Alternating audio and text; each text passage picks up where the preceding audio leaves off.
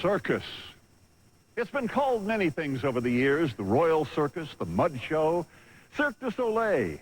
By the Ringling organization, of course, the greatest show on earth. It's been performed in open fields, on street corners, in massive arenas, and under huge tents or big tops like this.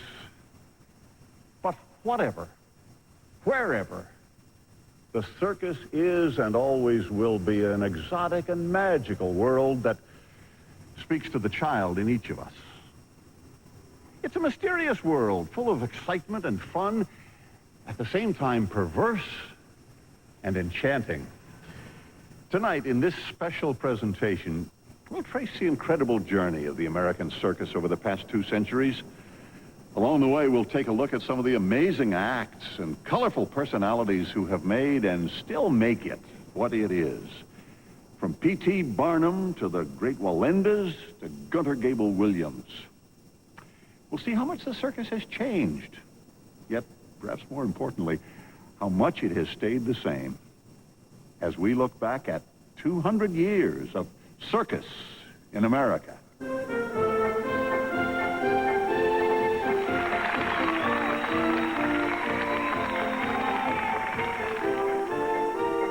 It seems as American as apple pie, the 4th of July.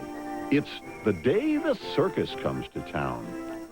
The taste of popcorn and cotton candy, the smell of sawdust, and the childlike anticipation of that thrilling phrase, "Ladies and gentlemen, children of all ages." Ironically, the circus as we know it didn't begin in America at all. It began in England in the late 18th century with the dream of one man. His name was Philip Astley. A highly decorated former British Army officer, Astley had begun promoting open-air equestrian performances in London in 1766.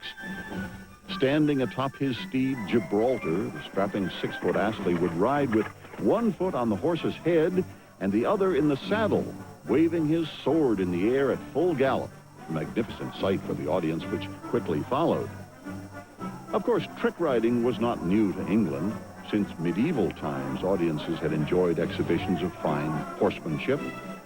But Astley brought an innovative element to the performances.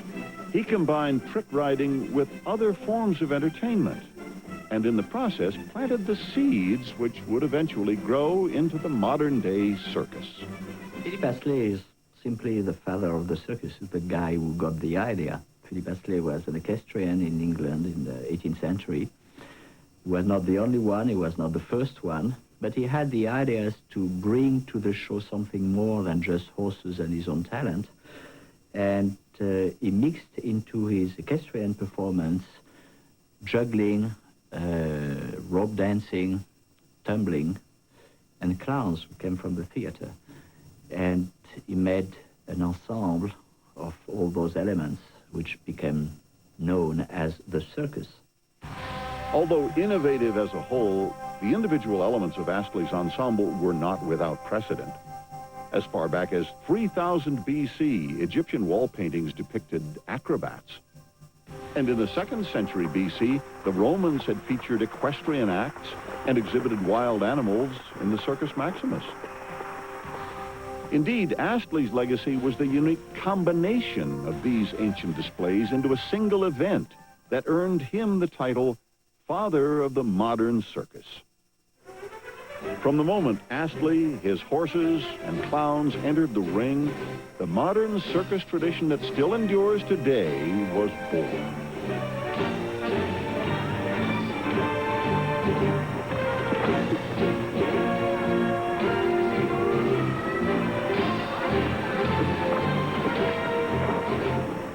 Astley's continuing influence is further illustrated by another innovation he introduced, one which remains a vital element in the circus today, the ring. Remarkably, over the past 200 years, it has changed very little in terms of size and importance.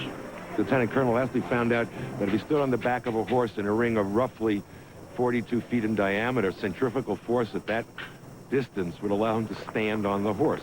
So the diameter ring defined the size of the circus. What we say classical circus is also is that the artist has to be virtuoso in his craft, and he has to be able to make contact with the audience, because it's very powerful stuff. It wouldn't be long until this compelling performance would take hold in the New World. It happened on April 3rd, 1793, only 10 years after America had won its independence from England. A young trick rider from Astley's school named John Bill Ricketts entered the ring in Philadelphia, staging the first American circus. Newspapers proclaimed that Mr. Ricketts would leap from one horse through a hoop suspended 12 feet high and recover his situation on the other side. Ricketts' success soon inspired a host of imitators, promising equally extraordinary feats of daring. By the last decade of the 18th century, the American circus had already begun. In these early days, the equestrian acts dominated action in the ring. One of the most popular was known as the Liberty Act. Highlighted by graceful choreography, it got its name from the fact that the horses are free, running at liberty, held only by the invisible bond with their trainer. What makes a great Liberty horse act in the circus, with a multiple group of Liberty horses, is the masters that originated this and have handed it down over the years, and it's the communication that the trainer can do with the animals. Well, I mean, my father has taught me how to train and work in this fashion, but you still have to go ahead and do it. You don't learn it by listening to some lecture. You have to live it.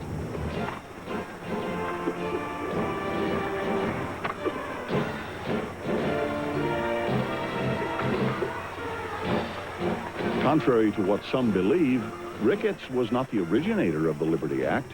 It had its beginnings in Europe.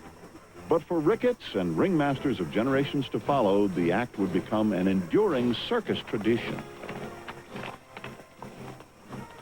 By the early 1800s, a young America was hungry for change. The horse alone could no longer occupy center ring. Soon after Ricketts, a new breed of promoters emerged, men who would likewise introduce another lasting component to the circus. It was the birth of the traveling menagerie. The exotic animals were not originally part of the circus. They were an entity unto themselves. Remember, they didn't have municipal zoos then. People couldn't see the exotic animals by going down to the zoo at the edge of town. So the only way they could see a lion and an elephant was to go to the menagerie when it came to town. These traveling menageries eventually added other acts. Soon clowns and acrobats were part of the bill. Likewise, the circus borrowed from menageries, introducing exotic animals to their shows. Inevitably, they became one and the same. But it was a former cage boy from the Zoological Institute who added a new dimension to this combination of circus and exotic animals. In 1833, on the stage of the Richmond Hill Theater in New York, Isaac Van Amberg became the first man to actually enter a cage with wild animals. The crowd was transfixed. The circus had suddenly gone from mere exhibition to actual engagement. Ultimately, Van Amberg became the first man to actually place his head into a lion's mouth. Remarkably, he had absolutely no training. For him, it was a matter of using brute force, and frequently an iron bar, to force the beasts into submission. While men like Van Amberg brought a sense of danger to the circus, others provided more lighthearted entertainment. They were the clowns. Unlike clowns today, these early jesters provided more than mere comic relief. In the early days, clowns talked to audiences, often becoming social and political satirists. And America's most popular was Dan Rice. The Will Rogers of his day, Rice made quite a splash with his goatee, top hat, and red, white, and blue outfit. He entertained audiences by singing, joking, making political statements, and even reciting Shakespeare. By 1850, earning the unheard-of sum of $1,000 a week, he was a friend to politicians, celebrities, and the everyman. so popular that he once even considered running for president. In fact, it was his invitation to Zachary Taylor to join him up on the circus bandwagon that coined the political phrase, jump on the bandwagon. Cartoonist Thomas Nast immortalized Rice by using him as an inspiration for his now legendary depiction of Uncle Sam. Though easily one of the greatest clowns that ever lived, Rice died penniless in 1900, a victim of the bottle. With skilled equestrians, exotic animals, hilarious clowns, and death-defying daredevils, by the middle of the 19th century, the American circus seemed to have all the elements to create a truly spectacular show. But what the circus lacked was a unifying element. What it needed was a vision. It wasn't long until a man with such a vision burst onto the scene. His name, P.T. Barnum. When we return, P.T. Barnum, the big top, and the age of the impresario. Circus, 200 years of circus in America will continue. Most car manufacturers build their prototypes by hand, but we built the all-new Lumina prototypes on a prototype assembly line. We put it together, took it apart, then redesigned it so we could make it better when it went to production. Took us 18 months. But one thing's certain, there's quality in the build. Something we don't charge extra for. Guess that's what makes it a genuine Chevrolet.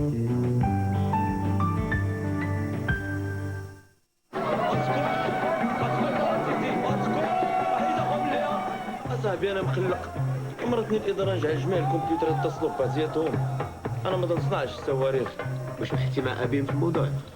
لا لا شوف راه يمكن لهم يجعلوا الكمبيوتر ديالك يتصل بالكمبيوتر ديالهم ويتصل باي كمبيوتر. وعندك نمره التليفون ديالهم؟ معلوم غادي تصيفط لك مكالمه الكترونيه. When I bite into a York peppermint patty, I get the sensation of catching an icy cold wave. Woo! It's a big one. I'm hanging in. I'm shooting the curl. Woo! York peppermint patty. Get the sensation. There are those among us with very simple tastes. They only want the best. And for them, there's Fancy Feast gourmet cat food. Exceptionally moist and delicious. Fancy Feast. Good taste is easy to recognize. You're watching A&E. It's time well spent.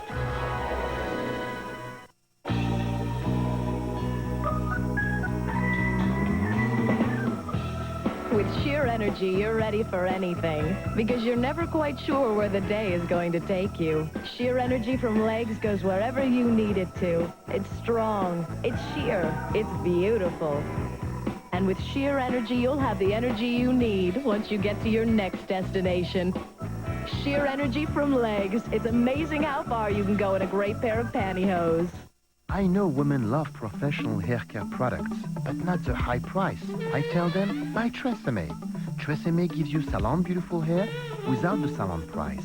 For revolutionary conditioning, try Tresemme Gold Self-Warming Shine Conditioner. I've never seen a salon product like Tresemme Gold. You can feel the heat as it warms and conditions, giving your hair beautiful shine. And because it's from Tresemme, it's affordable. Professional, affordable. Tresemme. And now, Circus, 200 years of circus in America, continues. This is Amy. You know, as the elephant epitomizes the circus, I guess the person who best epitomizes the term circus impresario was Phineas Taylor Barnum, former museum operator, politician. Barnum actually began his career in the circus rather late in life, but his legacy to the circus world was enormous. It was the mid-1800s.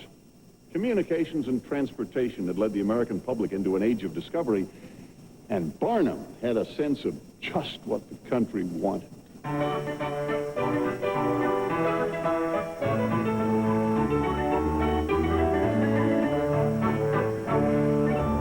The legendary promoter's show business career began in earnest with his operation of the American Museum in New York City in 1841. Using worthless swampland as collateral, Barnum had managed to secure a lease on a dilapidated Broadway theater. Presenting a bizarre mix of morality plays, human oddities, and wild animals in a country with few legitimate museums and no real zoos, Barnum's exhibition opened to great fanfare on New Year's Day, 1842. And while many of his attractions caused excitement, it was his exploitation of the human freaks which audiences found the most sensational. Among Barnum's many so-called finds was the Fiji mermaid, a monkey's head and torso sewn onto a fish's tail. Also an array of human giants, bearded ladies, and the original Siamese twins, Chang and Eng. Joined at the breastbone, the twins had arrived in America in 1829, and although Barnum isn't believed to have actually discovered the twins, he wasted no time in exploiting them. Curiously, Chang and Eng eventually married sisters, and living part-time with each, sired a total of 22 children before they died hours apart in 1874. But it was one of Barnum's smallest finds which brought him his biggest riches. When Barnum first met 5-year-old Charles Stratham, he was but 25 inches tall, yet perfectly formed. The brilliant promoter soon transformed the midget into General Tom Thumb, replete with full military garb, and signed him to a 1-year contract. When Barnum introduced him at the American Museum, Barnum's incredible promotional skills worked wonders. Over 50,000 visitors came to see the General sing, tell jokes, and recite carefully crafted Barnum prose. The rich and famous were not immune to the curious charms of General Tom Thumb. When Barnum and Thumb embarked on a 4-year tour of Europe, they were received by kings, queens, and heads of state. But Tom Thumb's greatest moment came on February 10th, 1863, in front of a crowd of almost 2,000 gathered at New York's Grace Episcopal Church. Thumb married his sweetheart, a 22-year-old midget named Lavinia Warren. Of such national importance, one of their several receptions was held at the White House, with President Lincoln as host. Thanks to Tom Thumb and Barnum's other oddities, the American Museum became one of New York's most popular attractions, with crowds lining the streets awaiting entrance.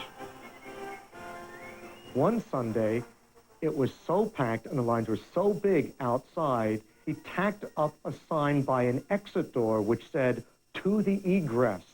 Egress, of course, being a fancy letter word or a fancy word for exit. But people thought it was a new exotic creature they had never heard of before. So people went through the door to see the egress, found themselves back out on the street, and had to get back in line and pay another nickel to come back in.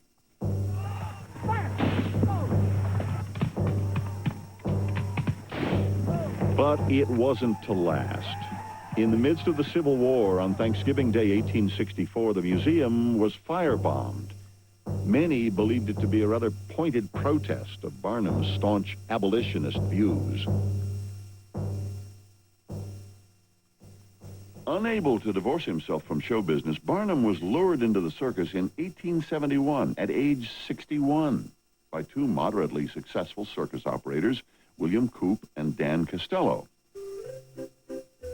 Believing Barnum's name would increase their revenue, they asked him to join their new venture, promoted with the unwieldy title of P.T. Barnum's Great Traveling Museum, Menagerie, Caravan, Hippodrome, and Grand International Zoological Garden.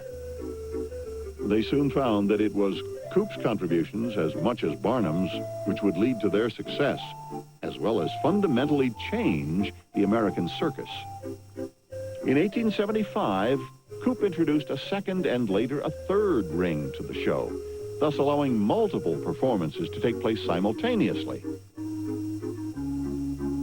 Even more importantly, Coop introduced the show to the railroad. Coop revolutionized the circus industry because he was the one who's credited with discovering or inventing a method of getting circus wagons onto trains. He invented what's called the end-loading process, the ramp version of bringing wagons up onto flat cars and enabling entire circuses to travel on railroads. Although movement by rail was to become one of the most significant developments in the life of the circus, it wasn't without a price. In the early years, rail travel was perilous. A great number of tragedies resulted.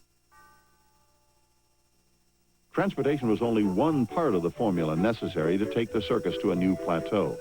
The other significant development had come with Joshua Purdy Brown's invention of the big top, allowing the circus to play rain or shine.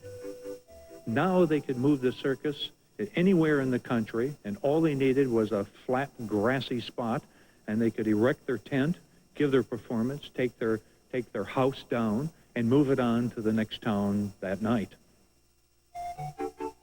So the stage was set for Barnum to create a circus more spectacular than ever before. That opportunity came in 1881, when Barnum combined with his rival and prime competitor, James A. Bailey, to form the Barnum and Bailey and London Circus. When the Barnum and Bailey Circus rolled out from its winter headquarters, it was an awesome sight. 3 rings of entertainment requiring 60 railroad cars, carrying 350 horses, 4 brass bands, a cast and crew of 400, and their biggest attraction of all, Jumbo. Now a part of the American lexicon, Jumbo was truly an international sensation. Standing 12 feet tall and weighing over 6.5 tons, Jumbo was the largest elephant of its time. For $10,000, Barnum had purchased the enormous African elephant from the London Zoo, where he had been giving rides to local school children. The sale caused such an uproar that the Queen of England herself even protested the transaction, an opportunity the brilliant Barnum fully exploited.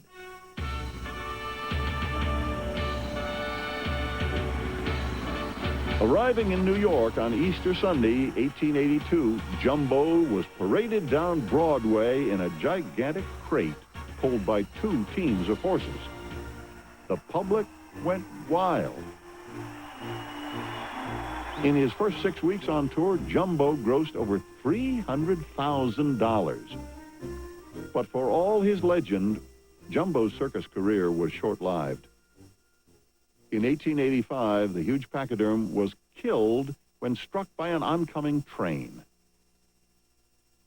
Barnum, ever the promoter, continued to cash in on Jumbo's fame, exhibiting his remains throughout the country and his skeleton at the American Museum of Natural History, where it still remains today. The American fascination with Jumbo was beyond anything even Barnum could imagine. It's a fascination which has captivated audiences ever since. In modern times, the elephant remains as an enduring image, serving as an icon, considered by many to be an integral part of the American circus. Barnum, too, has become another symbol of sorts, that of the extraordinary impresario who is part humbug and all showman. On April 7, 1891, at 80 years old, P.T. Barnum, promoter extraordinaire, the Shakespeare of advertising, died. His last words? Reportedly to inquire what the day's circus receipts had been. When Barnum died, many people thought that this spelled the end of the American circus. It certainly didn't. James A. Bailey continued to run the show until 1906. And there were many people waiting in the wings to pick up where P.T. Barnum had left off, to take the reins of the American circus and continue going with it. When we return, the Ringling Brothers and the golden age of the circus. Circus, 200 years of circus in America, will continue on A&E.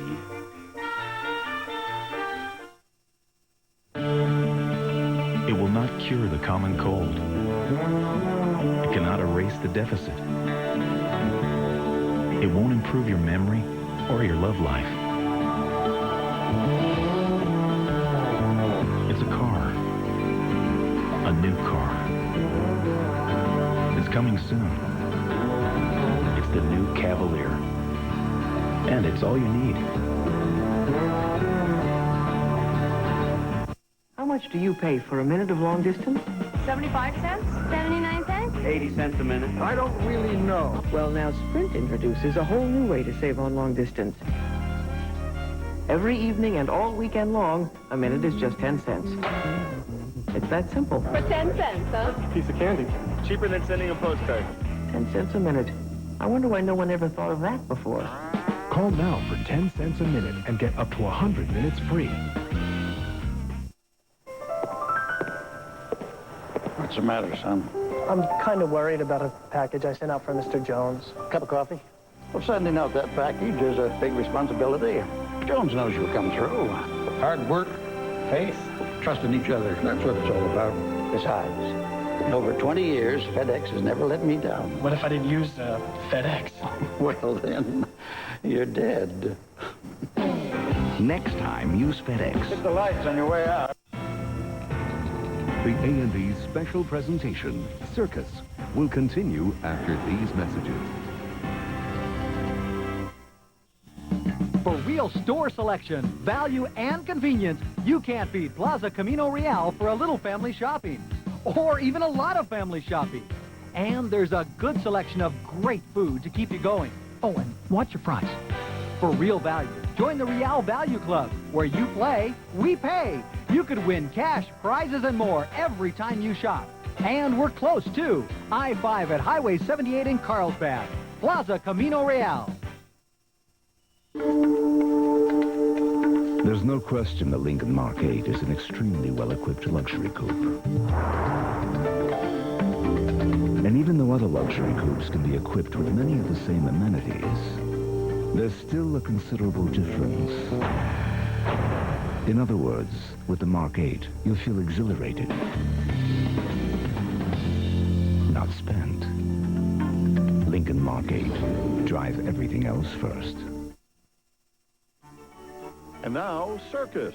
200 years of circus in America continues on A&E. The incredible success of the Barnum and Bailey Circus spawned a host of entrepreneurs anxious to cash in on the growing popularity of the circus. By 1900, the Four-Paw Brothers Circus, the John Robinson Circus, the Sells Floto Circus, 25 other major shows were traveling the rails. Competition was intense. But the most ambitious and perhaps gifted of all these competitors poised to join the ranks of impresarios were 5 brothers from Wisconsin. Their name, the Ringling Brothers. The Ringling Brothers had begun creating circus acts when they were only children. 10 years after witnessing Dan Rice's Paris Pavilion Circus, they began playing their own show at the local opera house in Baraboo, Wisconsin, thus beginning a legendary show business career which would last for almost a century. As they entered the highly competitive world of mounting a traveling circus, each brother was responsible for overseeing one part of the organization. All worked long hours, giving up virtually everything else, yet it was young John, known as Mr. John, who eventually would run the show. A master of logistics, John Ringling was legendary for his ability to know the distance between every town, how much money the show had grossed the year before, and if the farmers had a good crop, which could translate into higher attendance for the Ringling Brothers Circus. The Ringlings enjoyed perfect timing as well. By 1900, the golden age of the circus in America had dawned.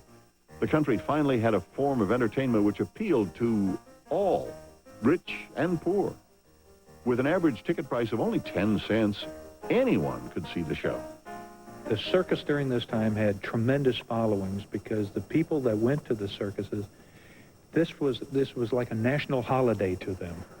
Schools were let out, businesses closed, the town literally folded up for the day when the circus would come to town. Everyone would go to the circus because they could see things that they had never seen before. They could see the 7 wonders of the world, whatever they were in their mind, They could see these exotic animals and see the daring young man in the flying trapeze and do things that maybe they hadn't thought of doing this, but boy, maybe they would like to try this at some time. True to the circus credo of bigger is better, one-upsmanship raced at a feverish pace. The competition between Barnum and Forepaugh at the time led to what is sometimes referred to as the circus wars. They would put out lithographs advertising against each other in what were called rat sheets, the nickname of derogatory lithographs, where they would claim that the other circus was making fraudulent claims about what they were actually carrying on in the show. By the late 1890s, Barnum and Bailey, the nation's largest show, began aggressively buying the competition in an effort to control an ever larger slice of the market. Then, in 1897, they embarked on an ambitious European tour. Yet James Bailey, the logistical genius, had made a grave strategic error. When Barnum and Bailey Circus went to Europe and England for 5 years, they slowly moved their territory eastward, so that by the time Barnum and Bailey came back from England, the Ringling Brothers was really a formidable show and true competition to Barnum and Bailey. By 1906, the year James Bailey died, the two giants remaining were the Barnum and Bailey Show and the Ringling Brothers. An all-out billing war soon ensued that ended with the Ringling purchase of the Barnum and Bailey Circus in 1907.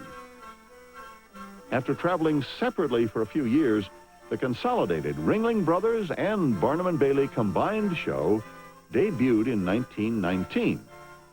The incredible behemoth required some 80 railroad cars to carry over 6,000 tons of equipment and a staff of 500. By now, no one doubted that it truly was the greatest show on earth, or that John Ringling was now the undisputed king of the circus world. It's really hard for us to imagine today what that show must have been like to the public. Remember, we're talking an era almost before movies, before television. This was a show that would come to town out of nowhere, and there were acres of canvas, massive tents, many times as many or more people in the show or as part of the troupe than there were in the town that they were showing in. People would come by railroad car to the town to see the show. Before, they always thought they had their favorite circuses. The Barnum and Bailey may have been their favorite circus, or the Ringling, or the Forepaugh, or one of the other smaller shows. But now, truly, with this merger, there's no doubt that the Ringling Brothers and Barnum and Bailey Circus was the greatest show on earth. Ringling immediately realized that such a show required the finest talent in all the world. In an age when Americans were starstruck with the likes of Valentino and Pickford, Ringling knew the circus must have its stars as well. And recruiting was his forte. Jazz Age audiences demanded circus artists who embodied the carefree attitude of the age, and Ringling's performers delivered. One of the first certifiable stars of the era was a young Australian equestrian named Mae Worth. In the 1919 season, Ringling used her as a headline act, promoting her as the greatest bareback rider that ever lived.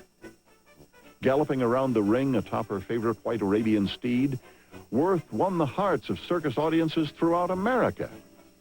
When she suffered a devastating accident in 1913, it made front-page headlines in the New York Times. Though many pronounced her circus career over, Mae Worth proved them all wrong. She recovered and resumed her role as one of the circus darlings of the Jazz Age until retiring from the big one in 1926. One suspects that legendary ringmaster Fred Bradna spoke for everyone when he lamented, "Her like will never be seen again." But Mae Worth wasn't to be the only star of the Jazz Age. Tiny Bird Millman also captivated crowds by dancing and singing on the low wire. Bird's talent was matched only by her charm, a petite beauty with a saucy countenance Bird embodied the carefree charm of a jazz-age ingenue. She peppered her act with popular dances of the era, often doing a low-wire one-step or cakewalk, accompanied by a chorus of singers located just beneath the wire. Bird's dramatic male counterpart was Con Coliano. Dark and handsome, he was the first performer to introduce theatrics to the wire. His daring dance of the bolero on the low wire was often followed by a backward somersault in which he removed his toreador trousers in midair. But the highlight of the act was a forward somersault, a feat he alone could do. Con Coliano's daring earned him a place in the Guinness Book of World Records. To this day, no one else has ever performed this feat successfully. Worth, Millman, and Con Coliano were but three of a virtual galaxy of stars Ringling recruited to the big one. It was the golden age, and this was the greatest show on earth.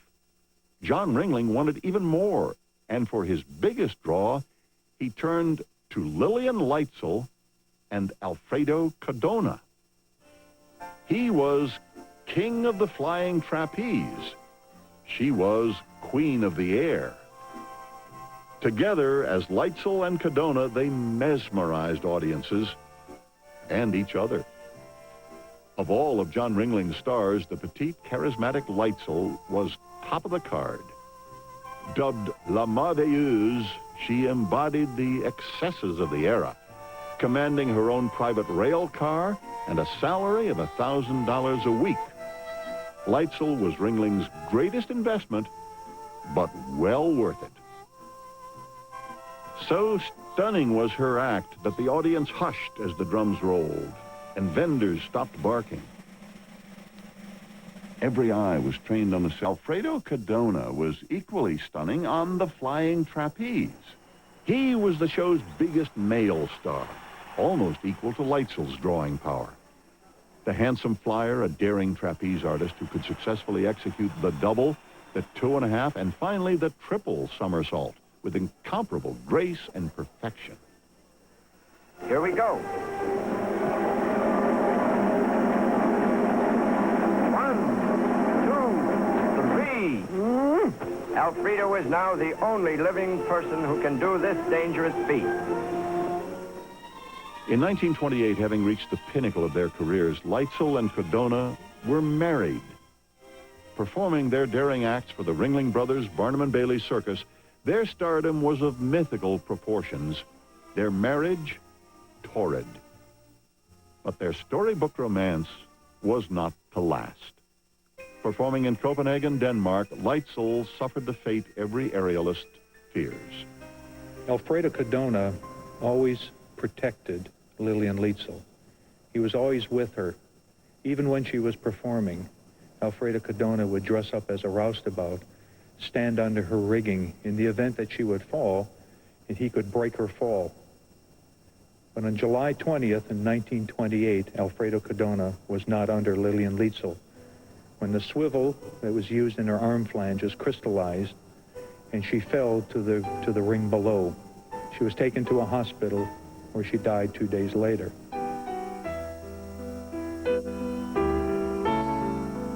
Cadona's downfall came soon after.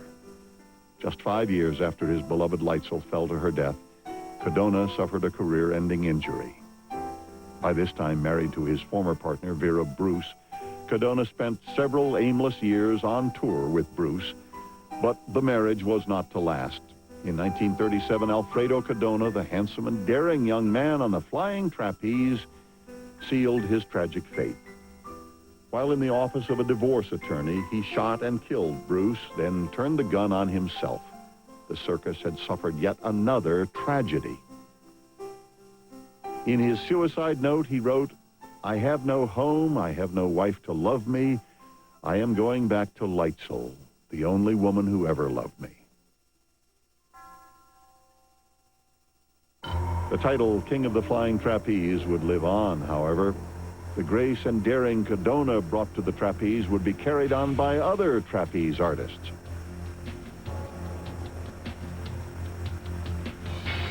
Indeed, the circus flyer continues to heighten the drama of the circus today.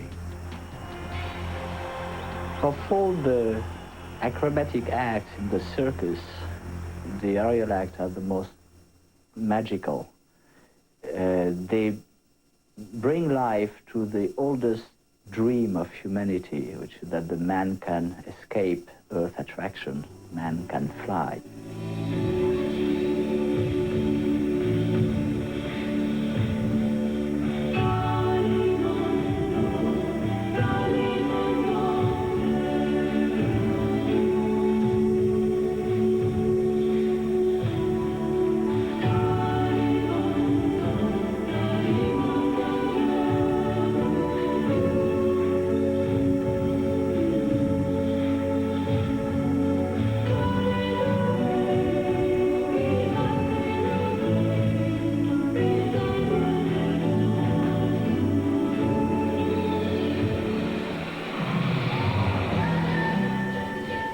As in Cadona's day, the exhilaration is matched only by the danger. The trapeze requires split-second timing as the flyer leaves the safety of the bar to travel through thin air at speeds of up to 80 miles an hour, trusting his catcher to be in exactly the right place at the right time for the grab.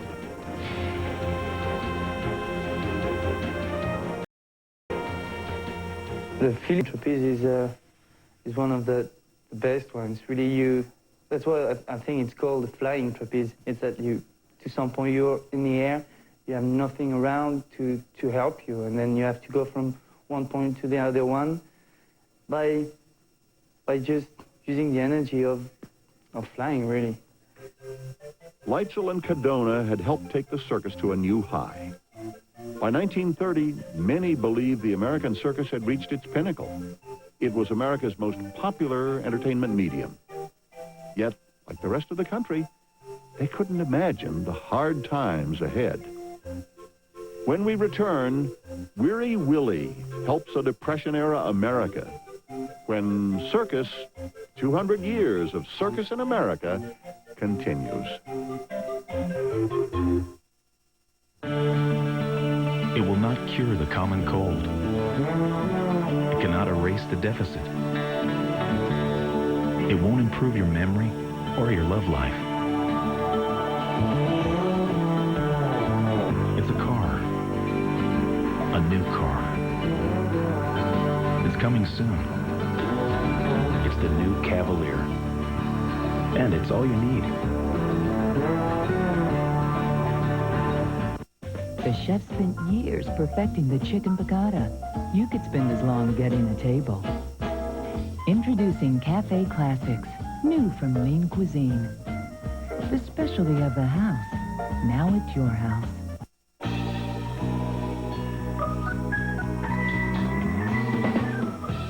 With sheer energy, you're ready for anything, because you're never quite sure where the day is going to take you. Sheer energy from Legs goes wherever you need it to. It's strong, it's sheer, it's beautiful. And with sheer energy, you'll have the energy you need once you get to your next destination. Sheer energy from Legs. It's amazing how far you can go in a great pair of pantyhose. My hair was totally fried. Infusium made a difference. Like that. Infusium 23 leave-in treatment corrects, restores, structurizes damaged hair. After one use, hair looks healthier. It feels great. Infusium 23, the leave-in you'll believe in.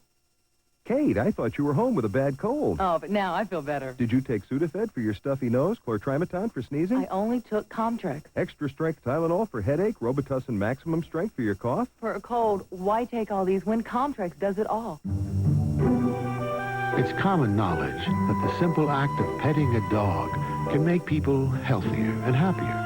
It's even been suggested that people who own dogs lead longer, fuller lives. Now, knowing what dogs do for you, wouldn't it be nice to do the same for them? You can, by feeding your dog Iams every day. It's more nutritious because its quality ingredients are more digestible. Iams dog food, good for life, from the Iams Company. You can't forget their grilled chicken salsa. Unfortunately, you did forget to make reservations. Introducing Cafe Classics, new from Ling Cuisine. The specialty of the house. Now it's your house. And now, Circus. 200 years of circus in America continues on A&E.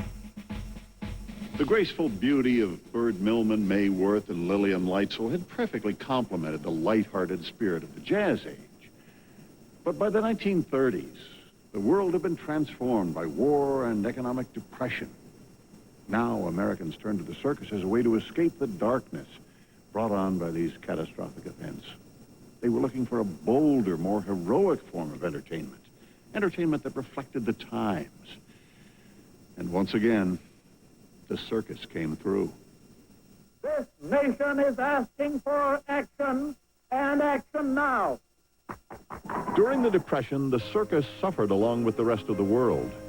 Several smaller shows folded. Of the 22 circuses riding the rails in the 20s, only 2 major circus organizations survived. The Ringling Brothers, Barnum and Bailey Circus, and the Cole Brothers Circus. Yet even for Ringling, the Great Depression dealt a devastating blow. John Ringling, of course, really was a victim of the Depression. Right before the stock market crash, he had bought up the Acme Circus Corporation, which included Hagenbeck Wallace Circus. It included the 101 Ranch Wild West Show, Sells Floto, Spark Circus, many other circus titles he bought up to stop their competition. Certainly, if he had known the stock market crash was going to happen, he would not have made that heavy of an investment. So after the stock market crash, he could not repay on the loan that he had taken out. And the Ringling Circus had to be bought or actually put under management ownership of the Allied Circus owners, with Samuel Gumpertz becoming the actual owner. That was really the last time that any of the original 5 founding Ringling Brothers had control of the circus that they had started. For the circus to survive, it would have to once again regenerate itself, revisit its oldest traditions. Since the days of Dan Rice, the role of the clown had been reduced significantly. The clown was no longer able to entertain the entire big top. Unable to verbalize their antics to the huge 3-ring audience, their role had become simply one of diversion. The circus is sort of a cacophony of sound and acts and costumes. The clown really, even though he looks the most inhuman of all of that, really is the most human element of the circus. It's the thing that the audience can relate to. So the clown is sort of the Pied Piper to get you from the guy who just walked on a wire 40 feet in the air and it's a 3/4-inch cable. This man is insane. We bring it back down to a reality level with the clown who then leads us on to the next thing. Maybe it's a man walking into a cage with 12 Bengal tigers, another insane human being. We come back to humanity again with the clown. So it always grounds us. In the Depression years, the clowns seemed to gain prominence. Quite simply, they made people laugh. They made them forget, for an evening anyway, the horrors of unemployment, breadlines, and poverty. 2 clowns in particular captured the hearts and sensibilities of Americans at the time: Otto Griebling and Emmett Kelly. They became circus legends.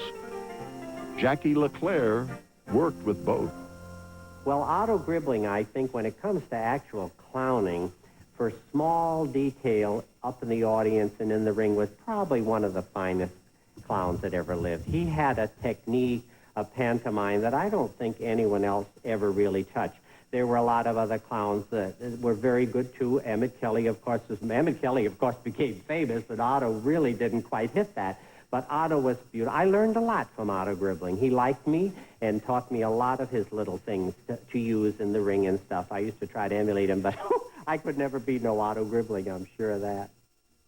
The hobo characters created by Kelly and Griebling resonated with Depression-era audiences.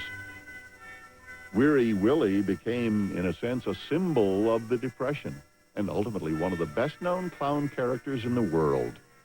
Life magazine characterized Kelly's hobo as an object of pity, envy, amusement, and admiration. Emmett was a very simple man. I remember when Emmett ate cabbage, that was Emmett. He was a man from Indiana, a very simple man. He did not like his Hollywood experiences at all because that was way beyond what he liked to do. He would love to have a piece of rye bread and a salami sandwich rather than a gourmet meal. That was the way he worked. Kelly's incredible popularity also overshadowed the achievements of his fellow clown, Otto Griebling. I was lucky enough to be at Clown College when Otto was teaching at Clown College, and also lucky enough to be on the Blue Unit in 1972, which was his last year. He died that year. He had no voice by the time I met him. He'd lost his voice due to cancer, but he could communicate volumes without ever saying a word, in real life as well in the ring. He mesmerized an audience, and you wouldn't think a guy who wore ragged clothes, darkly colored clothes like Otto wore, would draw much attention, but he drew raves from the audience just by what he was able to do with real, simple things. One of the reasons that we have our motto, KISS, keep it simple, stupid, is because of the genius of Otto Griebling.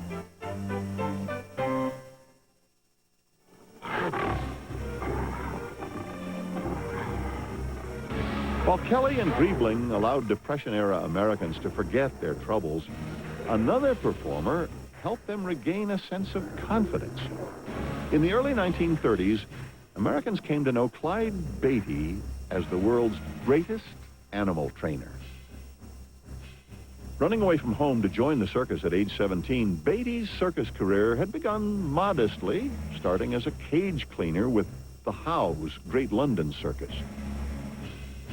But he dreamed of becoming a wild animal trainer. That dream came true in the 1920s when he debuted with the Hagenbeck Wallace Circus. At 23 years of age, he was America's youngest trainer. And then, of course, there was the fact that he was charismatic. He was magnetic. You couldn't take your eyes off him when he was in the ring. And he had that great white hunter look with the safari outfit on, the white helmet, the holster, and the chair in his hand. All of that combined to make him certainly the greatest animal trainer of his generation. Soon, Hollywood came to call, targeting Beatty as the courageous character for the adventure films dominating the movie scene during the Depression era. Circus Africa and jungle-ridden India duplicated. Beatty answered the call, leaving the Ringling Brothers show. But after a short stint in the movies, Beatty again returned to the circus and to his role as America's premier cage act. While audiences may have loved Beatty's fearlessness, critics accused him of cruel practices in working with his animals. The Society for the Prevention of Cruelty to Animals condemned his act. Trainer Kay Rosaire is among them. I know Clyde Beatty is well respected and has a great place in circus history, but I always thought he was too rough, and it was kind of a brutal way of working with animals. It wasn't a fine relationship between man and beast. It was subjugator and beast, and I don't care for that kind of training. I think Mabel Stark, who was a lady trainer that came up during that same era, was much better trainer than Clyde Beatty. She actually did hind leg walks with tigers. Clyde Beatty never really did any of those kind of difficult training things. His act was mostly based on fear and fighting. It was a fighting act. Yet most found him a highly trained celebrity. Horse trainer John Harriet recalls working with Clyde Beatty. Clyde Beatty was probably the greatest circus personality that I ever knew. He personified Mr. Circus. As a young man, I performed with 12 Palomino horses in the Detroit, Michigan Shrine Circus. And he starred in that circus for 30 years. And he looked like the lion trainer. He had a presence out in the ring that was unbelievable. A great showman, and certainly his name lives today. Few circus acts could match the excitement of watching Beatty in the ring, especially when staring down his most ferocious lion, Nero. It was a performance fraught with tension, excitement, and danger. By 1935, the dashing lion trainer had grown so popular he could command an audience on his name alone. So Beatty joined ranks with the Cole brothers in what was to become the driving force behind the Clyde Beatty Cole Brothers Circus. Although the enterprise could best be characterized as on again, off again in its early years, the show still survives today. One of the largest American circuses still trooping under the big top.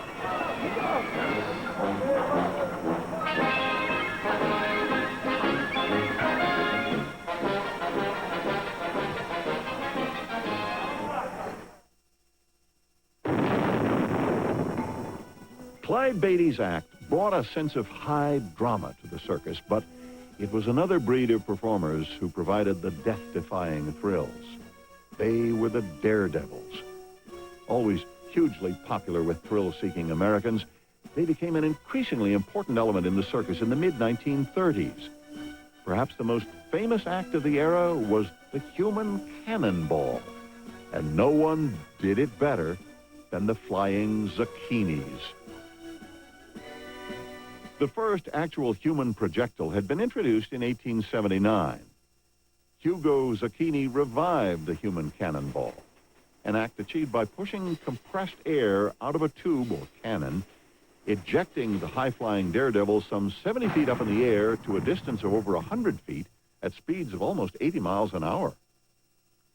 He was just in time to answer audiences' growing demand for explosive entertainment.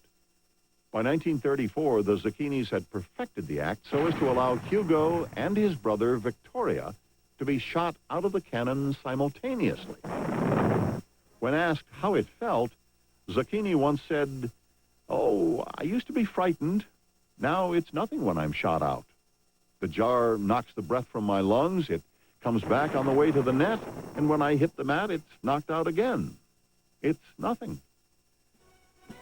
The popularity of the circus daredevil lasted far beyond the Depression era.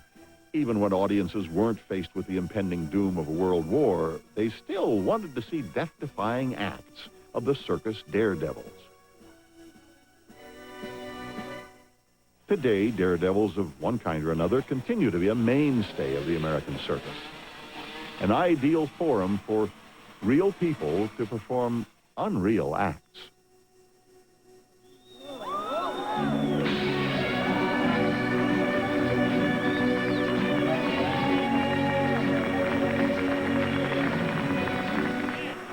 In more recent times, daredevil extraordinaire Elvin Bales thrilled audiences with his human cannonball. The Wheel of Death, and his life-threatening heel hangs on the single trapeze. Unfortunately, he knows firsthand the dangers of the circus daredevil.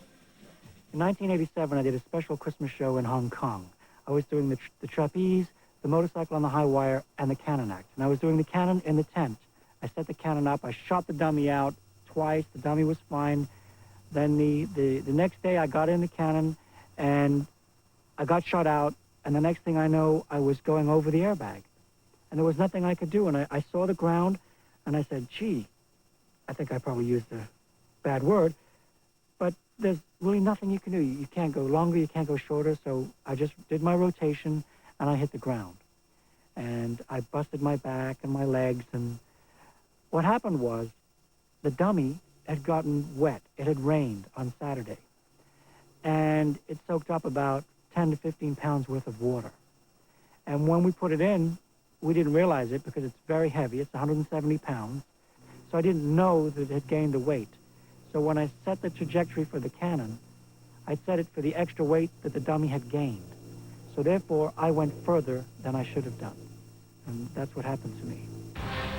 Yet despite his accident, he still remains engaged in the circus, designing and building the world's largest cannon and serving as a mentor to his young protege, Sean Thomas. Even knowing the potential consequences of a performance gone awry, Sean Thomas continues to pursue a tradition begun over a century ago. Well, this shot in this tent, I'm doing about 110 feet. It takes a lot of intestinal fortitude and guts. Once they start the countdown, there's no turning back. It's a 5, 4, 3, 2, 1 fire. And when you get fired out, you have to be stiff as a board, almost like a steel rod, because you're actually a projectile. Once you take the hit, you're traveling about 55 miles an hour, and you're looking at the top of the tent. You focus on that, and it keeps you kind of straight, like a straight track. You want to be on a straight track. Then you start your rotation, and then you look at the airbag. You hit the airbag, you don't really feel it because your adrenaline's kicking so much that your body can absorb the shock, and you don't feel the hit. But actually, to you or somebody else, it would be a hard slap on your back. You get out, your adrenaline's going, you shout to the crowd, and it's a wonderful feeling. And so a new generation carries on the tradition. When we return, death from the high wire and the day the circus died. God is with me. I believe everything will be all right. Circus, 200 years of circus in America, will continue on A&E. A&E's Circus is brought to you in part by Oldsmobile and by Sprint. We've got everything you need, local, long distance, and cellular to let you be there now. Sprint would like to demonstrate what happens when you take away the limitations of time and space. Introducing Sprint Worldwide, the first international calling plan that is truly global, with a 20% savings on anyone, anytime, anywhere you call, in America and across the world, forever. Sprint Worldwide. Hey, I'm walking here. Save nearly $400 a year. It's the best plan in the world.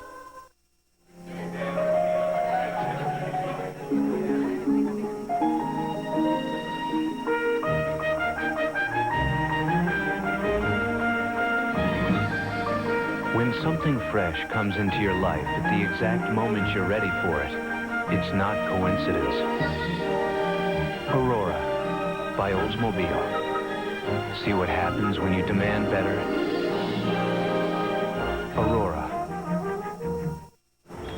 Mon disque dur est plein. Il faut que j'archive 500 MB ou je suis fichu. Oh, ça, c'est embêtant. J'ai entendu dire qu'il travaillait sur un nouveau procédé laser pour stocker de l'information. Le laser? Qui fait ça? IBM. Oui, IBM. Ils disent même qu'on pourra stocker 10 fois plus de données. C'est incroyable.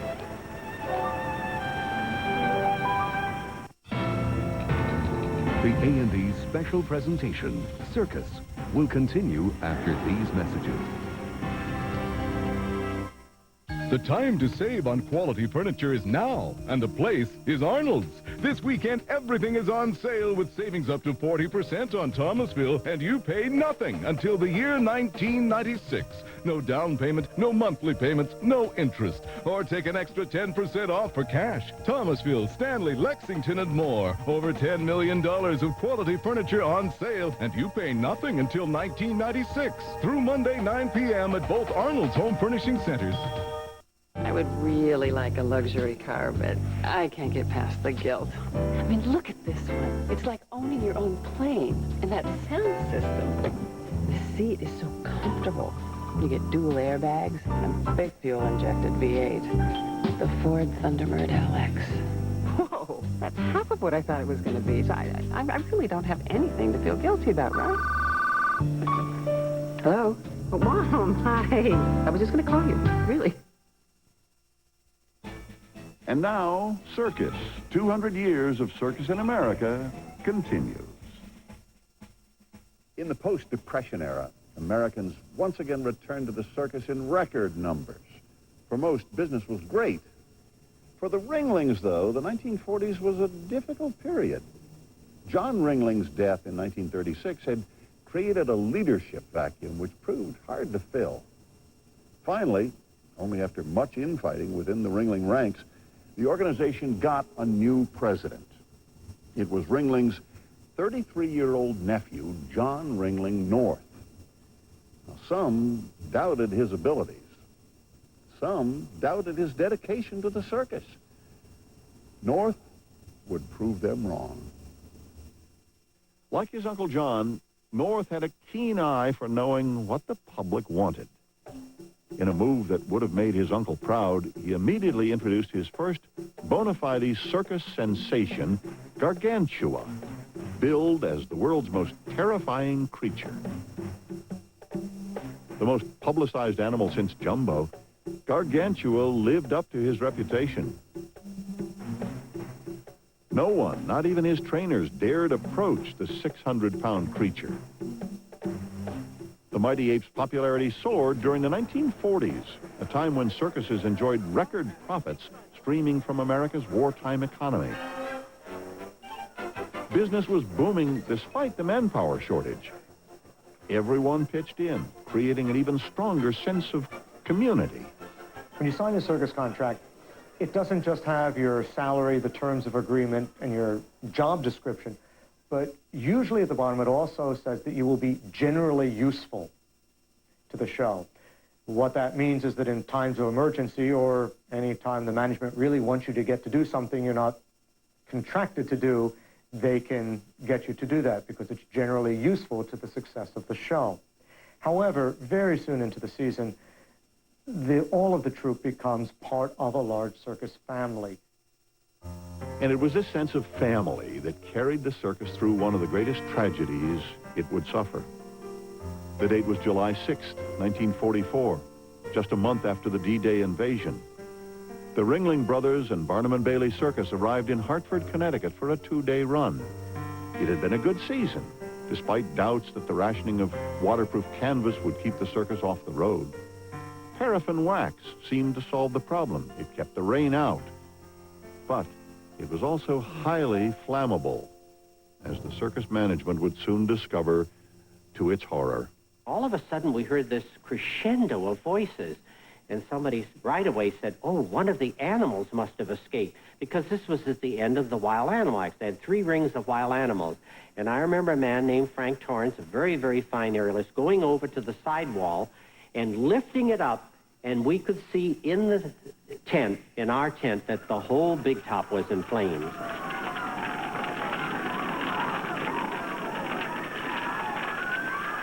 There was an explosion sort of a thing, and a quarter of the tent was gone with this one flash. And I got to the railing and got the children over, and I got into this surge of people that literally took me with them towards the exit. And I managed to get back to my wife. She handed the baby to me over the railing. We got her over, and I kept saying to the family, we're going to make it. We're going to make it. And we did. Within 15 minutes, the big top lay in a black and smoldering ruin. Dozens of bodies scattered all over the circus grounds, a gruesome testament to the devastation. The official toll, 168 perished in the fire, 84 of them children. It was known as the day the clowns cried. Yet it was but one of many tests that the circus would face in the 1940s. One of the greatest challenges came from an unlikely source, Hollywood. During the war years, America's love affair with the movies blossomed. Gable, Cagney, Hayworth, and other movie stars captured the public's affection. Hollywood began to take a bigger cut of the entertainment action, leaving the circus wondering about its own future. In an effort to keep up with the movie industry, North turned to producing more lavish spectacles. According to some, the big top had gone Broadway. Not only were the shows flashier, so were the acts. In the 1940s, the big draw for the Ringling Brothers and Barnum and Bailey Circus were family acts. Among the most popular, the Cristianis. The Cristiani family legacy dated back to Italy in the 1840s, but they didn't become superstars until they arrived in America nearly 100 years later. As was the norm with up-and-coming artists, they first toured with the Ringling-owned circuses, Hagenbeck Wallace and the Al G. Barnes shows, before graduating on to the big show. Brought over to the greatest show on earth by John Ringling North himself, it was here that the Cristianis established themselves as the most famous equestrian family in circus history. The highlight of their performance was an incredible series of flying mounts followed by the human pyramid. The combination of their irrepressible spirit, split-second timing, and of course daring acrobatics proved a potent draw. Amazingly, Christiani's never suffered a fatal accident. The reason? In the words of one Christiani offspring, Papa won't let us perform a trick until we're positive we can do it. Unfortunately, the same could not be said for another family act that flourished during the 1940s. The Wallendas were a third-generation circus family. The Wallendas, with their sensational high-wire balance act, had become a favorite with European audiences. Upon witnessing their show in Cuba, John Ringling immediately signed them. By the 1940s, they were one of the most popular circus acts of all time, a title they held for almost 50 years.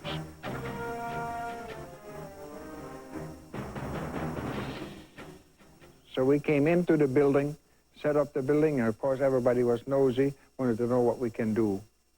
So we did do the act, and after we came down, we went in the dressing room because the people kept on whistling and stomping the ground on the outside, which is a thing in Europe, just the opposite from what it is here.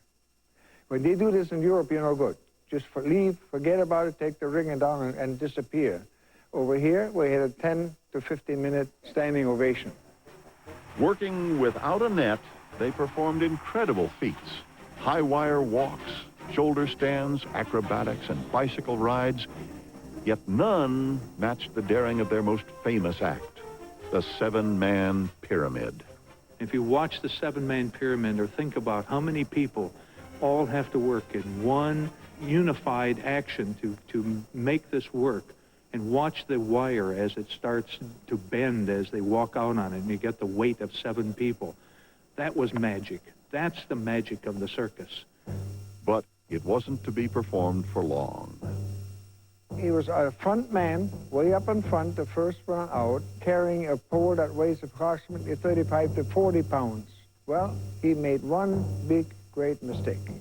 But what he was trying to do is trying to get relaxation on this hand and took his pole and threw this pole up in the air.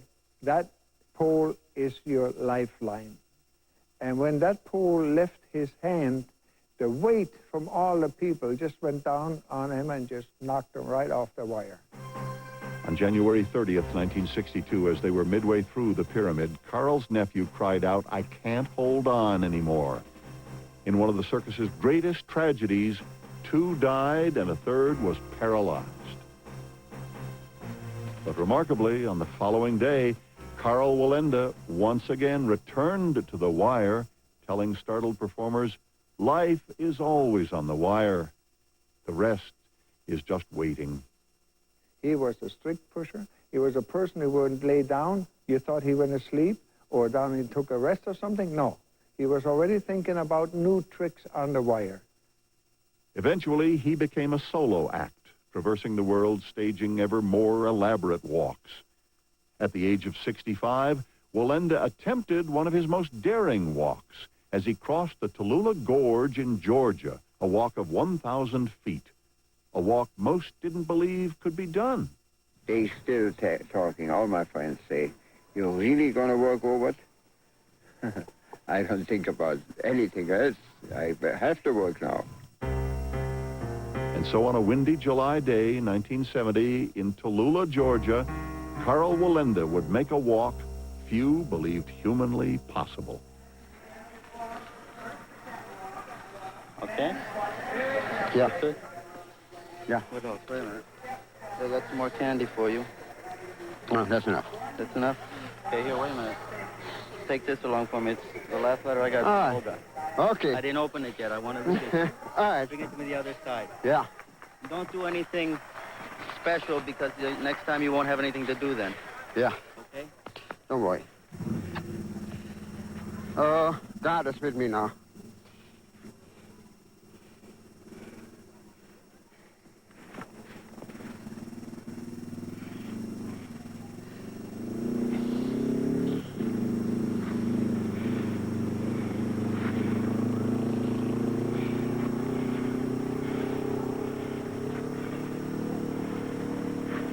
The walk would take him over a rocky gorge some 750 feet below. It's a little windy now.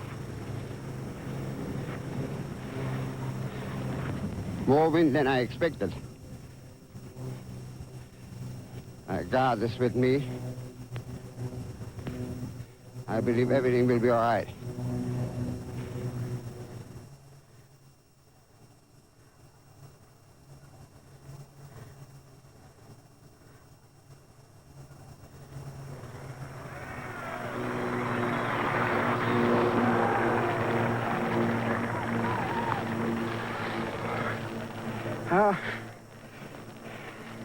I did it.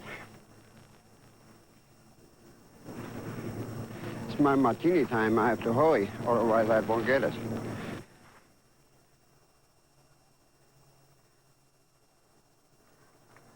Once again, the great Wallenda cheated death. But finally, in 1978, at 73 years old, Karl Wallenda didn't make it. Walking the wire between two 12-story buildings, a distance of 750 feet apart, he was blown off balance by a gust of wind. Some believe that if he had dropped his balance pole and held the wire with both hands, he could have made it.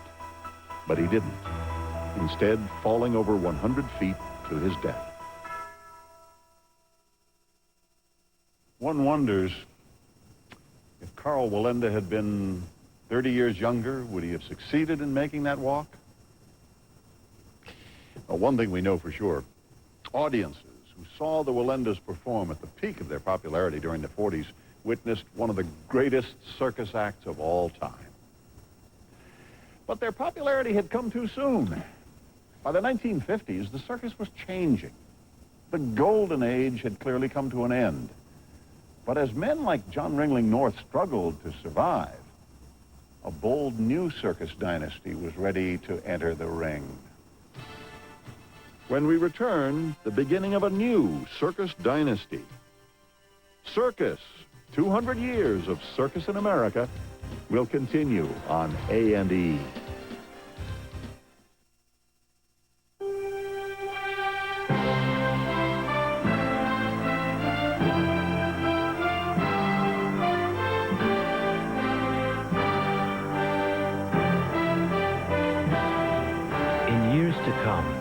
You'll be able to say that when Aurora was ready to go, so were you.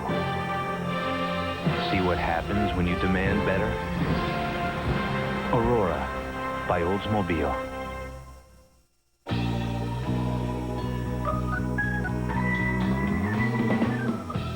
With sheer energy, you're ready for anything, because you're never quite sure where the day is going to take you. Sheer energy from Legs goes wherever you need it to. It's strong, it's sheer, it's beautiful. And with sheer energy, you'll have the energy you need once you get to your next destination. Sheer energy from Legs. It's amazing how far you can go in a great pair of pantyhose. 22 minutes, 16 seconds past the hour. Nice guy, James. His name's William. A familiar face, a morning smile, an extra step. Foot was down, but he got here anyway, didn't he? It's amazing. At this moment, the people of FedEx are using their know-how, determination, and heart to treat your package as if it were the most important package of all, because to them, that's exactly what it is. James, such a nice boy. He is a nice boy, but his name's William. One of the finest dramas ever produced for television. A haunting, riveting experience. 3.5 stars. The Boys of St. Vincent deserves to be seen. An A&E special presentation. The award-winning The Boys of St. Vincent, coming in February. Parental discretion is advised. Did my folks get to Disney World okay? Uh-huh. Still can't believe they went by themselves. They're getting so weird. I think it's cute. Yeah, but you know how they are. Dad will bury his nose in a book. The mom will spend half the day just sitting around. Can't you picture it? They'll have dinner in front of the TV, and by 10, they'll be dead on their feet. You're awful. Hey, I love them. But right now, I bet they're thinking, gosh, this place just isn't the same without the kids. Call 1-407-WDisney and make the dream come true. It's common knowledge that the simple act of petting a dog can make people healthier and happier. It's even been suggested that people who own dogs lead longer, fuller lives.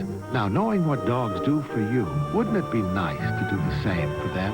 You can, by feeding your dog Iams every day. It's more nutritious because its quality ingredients are more digestible. Iams dog food, good for life, from the Iams Company. And now, Circus.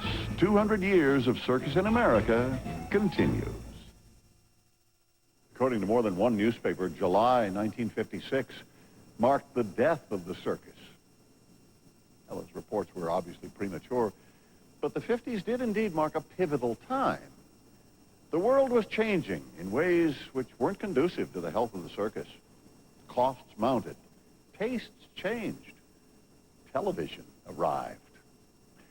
Slowly but surely, the circus was reluctantly and painfully propelled into the modern era, an era which, as we'll see, has struggled to successfully combine traditional elements with new age realities.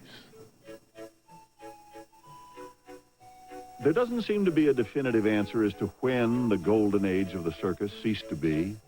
Many believed it died in the smoldering ruins of the Hartford fire of '44. Yet all agree that by the 1950s, the spark had all but vanished from the American circus.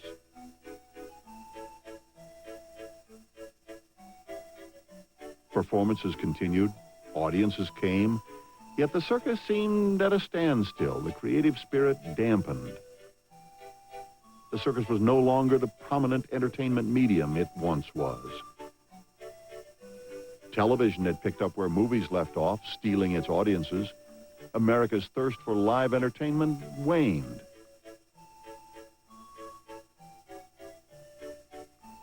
Added to that was the spiraling cost of staging live performances.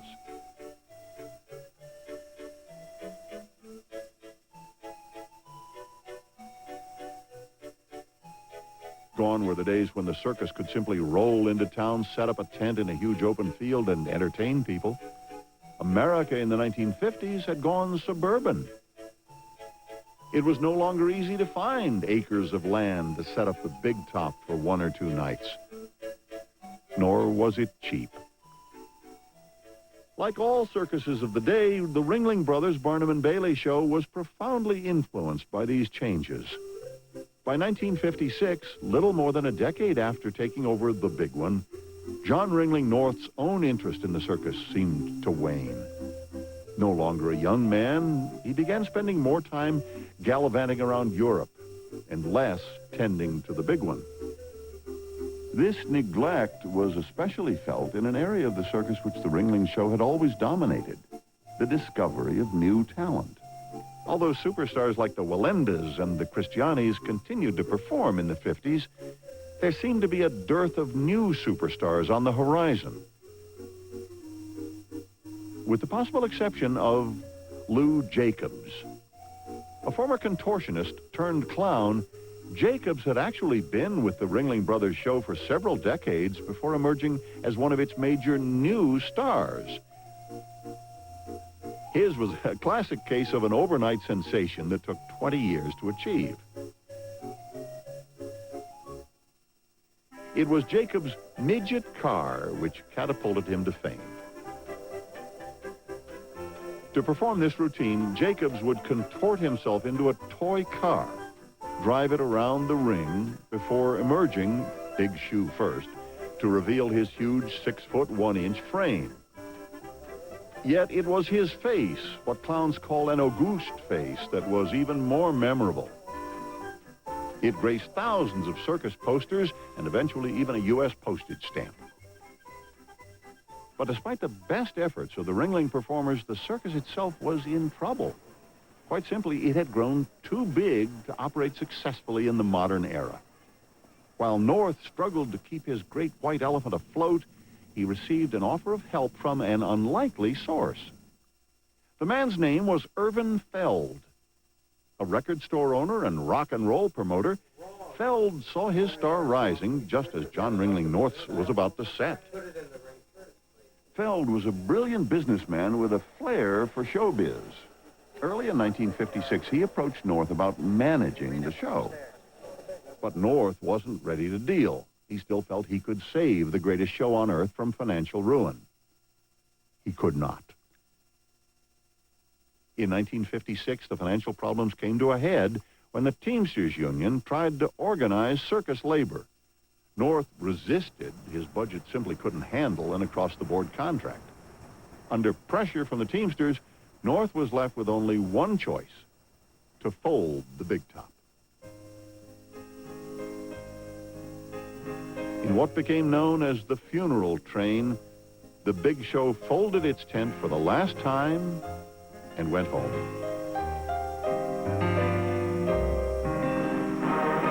You see it alive in all its exciting dimensions, with more trained wild animals, more pretty girls, more funny clowns, more thrills of the rings, the air, and the hippodrome track, more of everything than ever before. There's only one Ringling Brothers and Barnum and Bailey circus. But throughout its history, the circus had survived war, fire, and human tragedy, and it would survive the 50s. Similar attraction on the face of the earth, Ringling Brothers and Barnum and Bailey Circus is the biggest family bargain in all show business. Thousands of... Irving Feld entered the picture again, only this time for good. Left with no choice, Ringling entered into an agreement with Feld to manage the show. Irving Feld was an entrepreneur. He knew what he wanted in the circus. He had a great idea to take the Ringling show, put it back out, put some vitality back into it, and take it to the Coliseums in the major metropolitan areas, the same areas that the show tried to go into before but could not because they could not find the land to put their tents on. Now they could go back into those metropolitan areas once again. Feld immediately scaled down the circus operation. Harking back to his rock and roll days, he moved the show to indoor arenas. And in the process, he saved the Ringling Brothers Circus from certain financial ruin. Feld proved that while the traveling tented circus may have been dead, the franchise, the acts, and the audience were still alive. Yet, Feld wanted to do more than merely manage the greatest show on earth. He wanted to own it.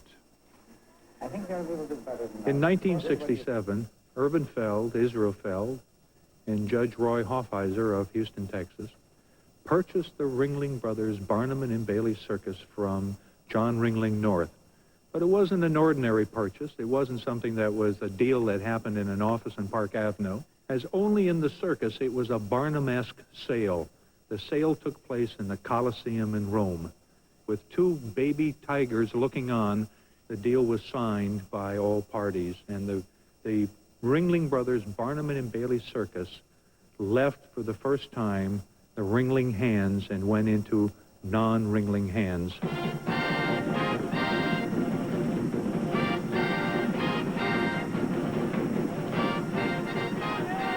The price tag for the prize of the circus world, $8 million.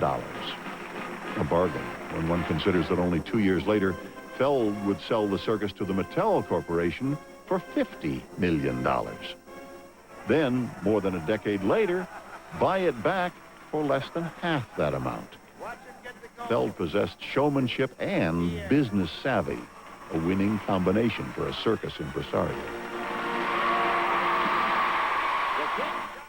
Like his predecessors, Feld, too, had a keen eye for talent. In 1968, in one of his first acts as owner, he signed on a young man he had seen in Europe, a talented, golden-haired circus star who many believe single-handedly revitalized the American circus. His name, Gunter Gable Williams. When Feld needed a second unit, he realized that he not only needed acts and a superstar to head it, he also needed equipment. He needed to duplicate all of his equipment. And in order to do that, he looked for another circus. And he found one in Circus Williams in Europe with its young star, the golden-haired animal trainer, Gunter Gable Williams. If Gunter Gable Williams isn't he's certainly one of the greatest circus performers in circus history. Because he was not just an equestrian trainer. He didn't work just with the bulls. He didn't work just with lions. He was able to train and work in the ring with every animal. Here is a Siberian tiger.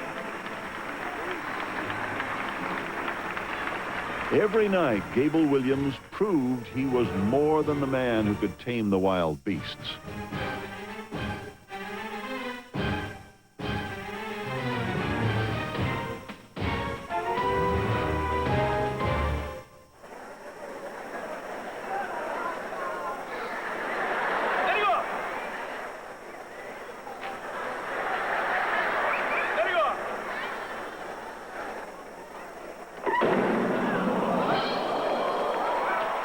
His commanding, charismatic style was topped only by his talent. He became the first trainer to combine tigers, horses, and elephants in the ring. He also brought a new sensibility to the role of lion tamer. It was an era when the old guard was constantly being challenged. Gable Williams rejected the roughneck training techniques of lion tamers like Van Amberg and Clyde Beatty, and employed a less confrontational approach to training animals. America needed a new style. After the greatest animal trainer at this time was Clyde Beatty with a pistol and chair. When I come over here to America, I bring a new style, a gentle style, very different trained, very well trained, the same kind of animals, but very well trained things, so the audience can enjoy it, whatever we did. And all over the years, I'm brought a lot of excitement in this country.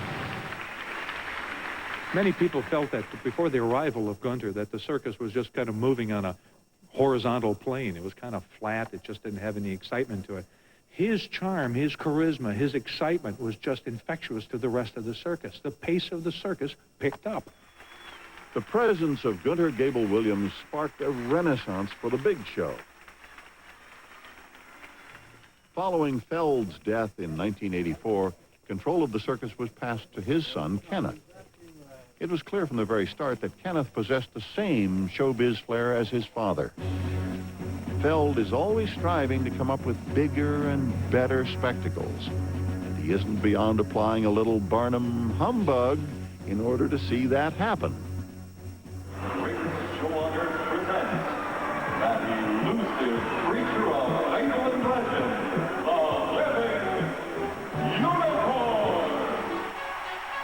In 1985, Feld introduced the amazing unicorn to the Ringling Brothers and Barnum and Bailey Circus with much fanfare. I feel that I am advertising the living unicorn. I'm not saying that I have the fabled unicorn. If you want to say it's a goat with one horn, you may, but I think children of all ages would like to believe in the fantasy and the magic. Animal activists called foul, sparking a controversy which only enhanced the popularity of Feld's new find and increased revenues by 55%. Yet perhaps Feld's most brilliant marketing strategy was the division of the Ringling Brothers and Barnum and Bailey Circus into two equal but different units, the red and the blue shows. The shows alternate cities from year to year, allowing the circus to preview an act in one show, then roll it over into the second show. In addition, performances are revamped every 2 years, ensuring that no show plays the same city twice. Using a mix of modern marketing savvy and a reverence for circus tradition and showmanship, the Felds have managed to restore the greatest show on earth to its former glory. Yet, while it is the largest, highest-grossing circus in the world, it is by no means the only game in town.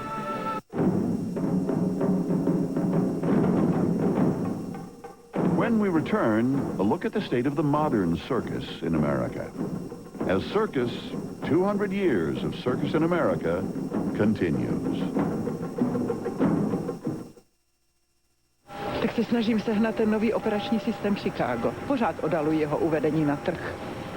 Ten nový OS2 pod IBM se zdá být vynikající. OS2 Zrovna jsem o něm četla v časopise. Máte tam opravdový multitasking? Snadný přístup do internetu. Hrozně ráda bych tu síť vyzkoušel. To je můj beeper.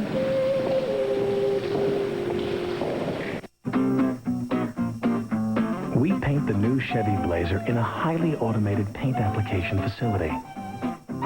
Those Those entering the paint area have to put on special lint-free apparel, and in some cases pass through an air shower. Before paint is applied by robots, the primed bodies are gently brushed with ostrich feathers. Now, you might not always be able to admire the stunning result all this has on the Blazers paint job, but it's nice to know it's there, somewhere.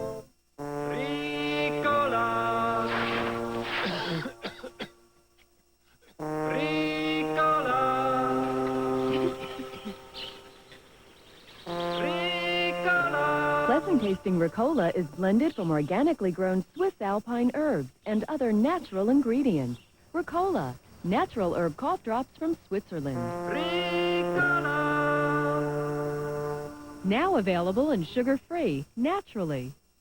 The A&E special presentation, Circus, will continue after these messages. Go Chargers! San Diego's own D.O.W. Dow celebrates the Chargers' greatest season ever on the way to Super Bowl 29. It's right now, the D.O.W. Dow biggest ever super sale. Let Dow put you on the 50-yard line with all big screens and TVs on sale. Mitsubishi, RCA, Toshiba, Magnavox, Sharp, Pioneer, Panasonic, Sony, all on sale. Take this Sony 32-inch stereo Trinitron, just $888. This Mitsubishi big 45-inch giant screen, just $1877 at D.O.W. Dow. Why compromise? There's affordable luxury at the top of the hill. Car Country, Carlsbad. Hello, I'm Bob Baker, and yes, at Bob Baker Infiniti, we work hard to make Infiniti affordable. As a matter of fact, if you can afford most quality mid-size sedans, we can put you into a brand new Infiniti today. See you soon, where it's so nice to be nice. It's Bob Baker Infiniti, top of the hill, Car Country, Carlsbad. And now, Circus. 200 years of circus in America continues. Bigger is better. That phrase seemed to capture the essence of the American circus for most of the 20th century. More spectacular, more death-defying, more thrills, more drama.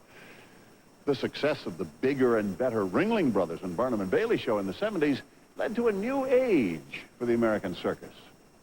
While perhaps not as golden as at its peak, this new age ushered in a dynamic and fresh approach, one which took the American circus in a radically different direction. And as you'll see, instead of bigger is better, the 1980s seem to say now that different was better.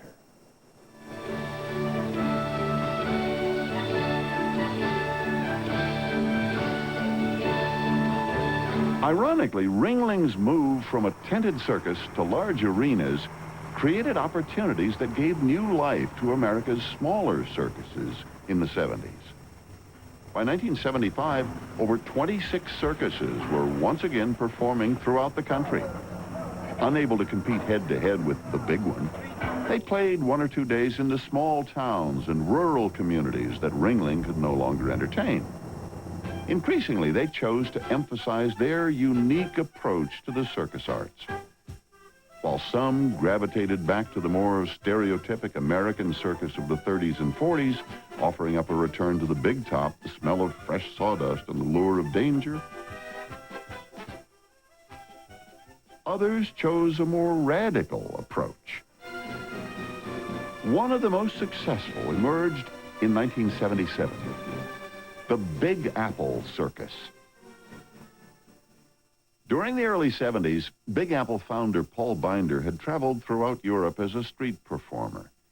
Before I went to Europe, I had never seen the original circus form, the classical circus form, the one ring and the intimate theatrical environment that's the original form, that really is the circus form. I'd only seen the large 3-ring variety in this country. And although I loved watching the acts and so on, I didn't get the emotional impact of what it's like to be all sitting around one ring in a circus. It's an exciting thing for the audience. And it wasn't until I was actually in it that I began to understand it. Returning, convinced that America needed a fresh, new interpretation of the circus, Binder decided to bring the tradition of a European-style theatrical circus to the American public. He believed a simple yet sophisticated circus would appeal to urban audiences. he was right. On July 20th, 1977, the Big Apple Circus pitched its tent in Manhattan's Battery Park. For the first time in almost 100 years, New York would boast its own resident circus, a non-profit circus, one created solely in celebration of the circus arts. The style of the Big Apple performance actually predated even the earliest American circus. Its origins go back to Europe and the era of Philip Astley. The Big Apple Circus is an American circus. It's based on the traditional European roots, and it was built around horsemanship and theatricality. I wouldn't say the difference has to do with American or European circus. It has to do with the classic form versus new forms. In keeping with the very oldest circus tradition, the Equestrian Act became a focal point of the show. In 1980, Binder's wife, Katja Schumann, wowed the audience with a classic Liberty Act. In keeping with the modern era, one in which different is better, the Big Apple Circus also put its own twist on other tried and true circus acts. One example, the single trapeze. Binder combined comedy and aerial drama, tradition with a new edge. The Big Apple's performance continues to receive rave reviews, but it by no means is the only show pushing the envelope. In 1984, yet another sensational act burst onto the American circus scene. If Ringling defined the American circus and Big Apple defined European circus, the Canadian-born Cirque du Soleil defies definition. Part circus, part theater, and all entertainment. The Cirque du Soleil was, without question, one of the newest and most innovative approaches to the circus world. Instead of a simple trapeze act, Cirque presented the bungee ballet.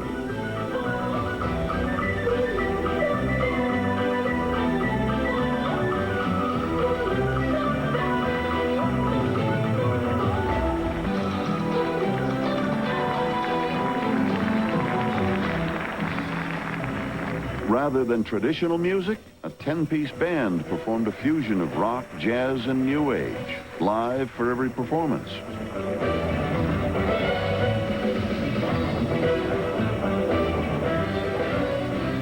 And twisting tradition, Cirque gave its own spin to the role of clowns.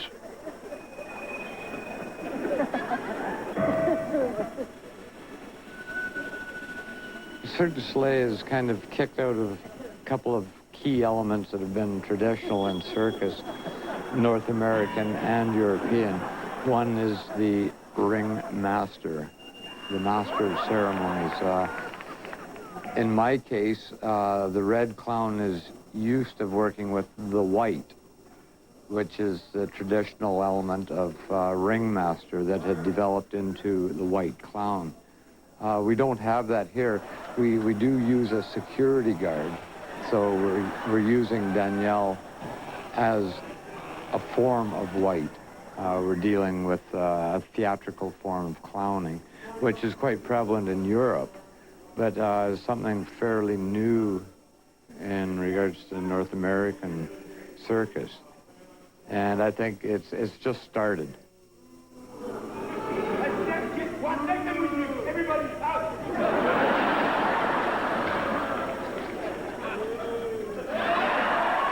Cirque du Soleil offered no elephants or tigers, no dancing bears or strutting horses, in fact, no animals at all.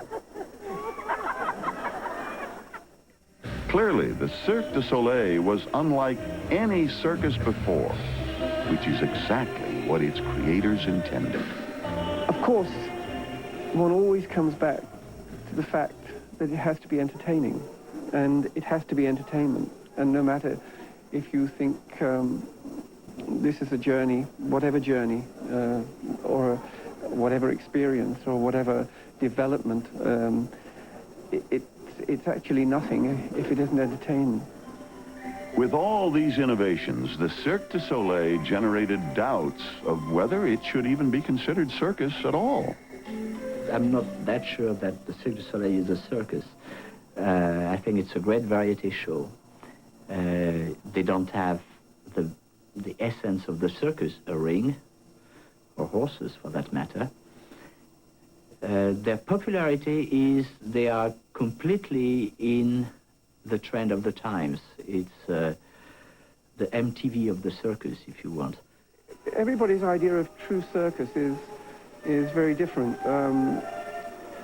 I keep on coming back to this broad spectrum of art, and there is true circus within the Cirque du Soleil. But if you say is Cirque du Soleil true circus, i.e. with animals and sawdust and funny clowns with red noses, I would say no. Although many in the traditional circus world cried foul, audiences didn't seem to care. Cirque's $8 million operating budget skyrocketed to $26 million. Clear illustration of the popularity of their unique combination of drama, comedy, ballet, and acrobatics. Cirque du Soleil is trying definitely to avoid everything that has been done before, and by this are trying always to come out of the normal, range of circus, but they still keep pressure that like it's alive. In 1992, Cirque du Soleil established a permanent base in Las Vegas, the first major circus organization to enjoy a permanent home in America since the era of John Bill Ricketts back in the 1700s. But its success also begs the question, just what is circus? And where will it go as a new century approaches? When we return, the circus looks to the future. Circus, 200 years of circus in America, continues.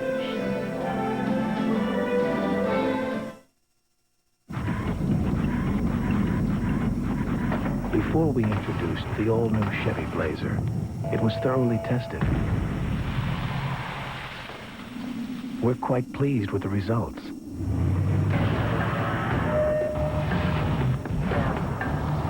After we introduced the all-new Chevy Blazer, it was thoroughly tested. We're quite pleased with the results.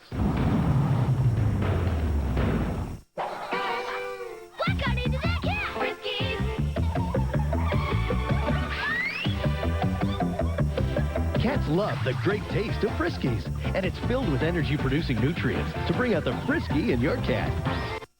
Sprint would like to demonstrate what happens when you take away the limitations of time and space. Introducing Sprint Worldwide, the first international calling plan that is truly global, with a 20% savings on anyone, anytime, anywhere you call, in America and across the world, forever. Sprint Worldwide. Hey, I'm walking here. Save nearly $400 a year. It's the best plan in the world.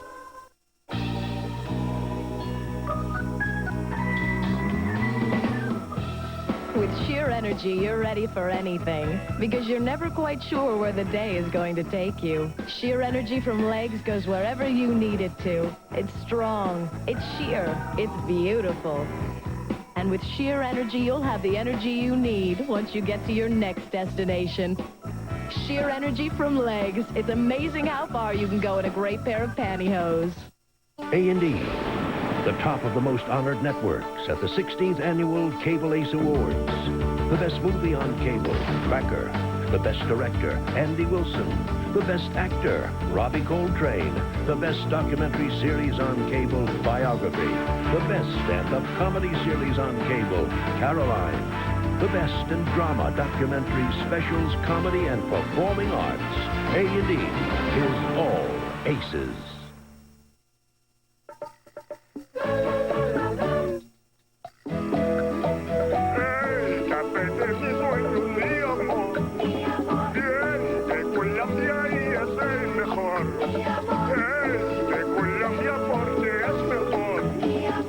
Mi sueño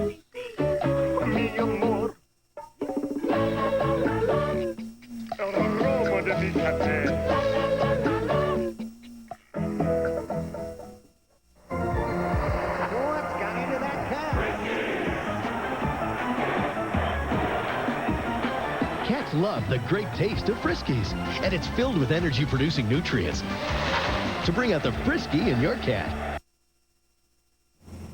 And now, Circus, 200 years of circus in America, continues. John Steinbeck once termed the circus beauty against our daily ugliness, excitement against our boredom. He said, every man and woman and child comes from the circus refreshed and renewed and ready to survive. But as we look to the future, one wonders, will the circus survive? Can the circus compete with the myriad of entertainment options available to the American public? Is the circus still a vital art form? Can this new age continue? Recent trends indicate so. After 200 years, the American circus still thrills and mystifies us. The hilarity of David Larible's act makes us laugh just as Emmett Kelly did a generation ago. To see Gunter Gable-Williams perform is just as thrilling as when Van Amberg first entered a cage in 1833. And the grace and beauty of Katja Schumann's equestrian act still enthralls audiences just as it did when performed by John Bill Ricketts 200 years ago. Indeed, the acts themselves have changed very little throughout the last 200 years, only the way they have been packaged and promoted. Perhaps that's the appeal of the circus. Tradition, the simple predictability of man pushing the limits. I can't imagine a time when we wouldn't have circus. In some form, it has to recreate itself.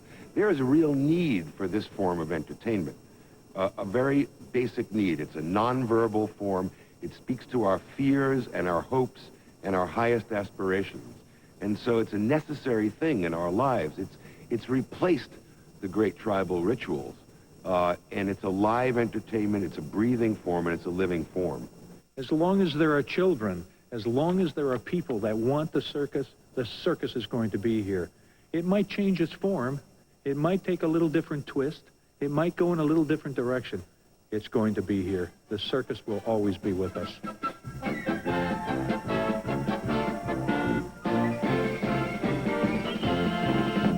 No doubt, the circus will continue to be part of our American experience for at least another 200 years. What is debatable is exactly what form it will take. The more traditional presentation of the Clyde Beatty show, the cutting-edge style of Cirque du Soleil, the enormous Big Bertha that is the Ringling Brothers show, the European style of the Big Apple Circus, or some combination of them all. Regardless, one thing you can bet on. As long as there are men and women willing to perform those larger-than-life feats of greatness that are the circus, the show will go on.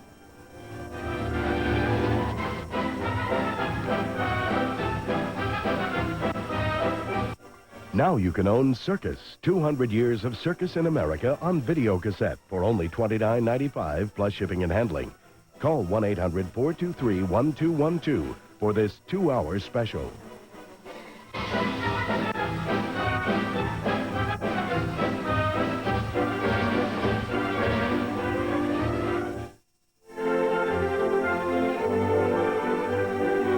He was a master showman and king of the circus. Let's meet P.T. Barnum on an all-new biography tomorrow. And now it's Civil War Journal, next on A&E.